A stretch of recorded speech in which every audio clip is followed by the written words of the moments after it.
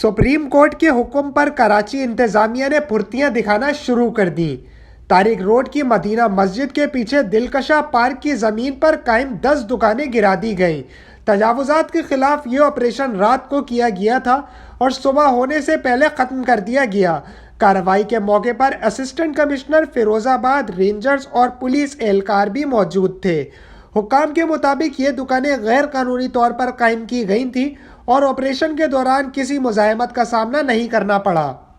Senior superintendent police कमर रजा जिस्कानी ने बताया कि पार्क पर बनाई गई 75% तजावुजात गिरा दी गई हैं। पार्क की ज़मीन पर कायम मदरसे की तामीरात 75% तक मुनद्दम की गई हैं और 600 गज से ज़ायद ज़मीन वागुजार कराई जा चुकी है। पार्क पर दिलकशा क्लब और 10 दुकानें गिराई गई हैं, जबकि एक घर का मुकम्मल इन्हदाम बाकी है। घर में समार करने का काम मखसूस मशीनरी ना होने की वजह से मुकम्मल नहीं किया जा सका। जराये के मुताबिक अब दोबारा कार्रवाई की जाएगी और सिक्योरिटी खदशात के बाइस रेंजर्स और पुलिस मौजूद रहेगी।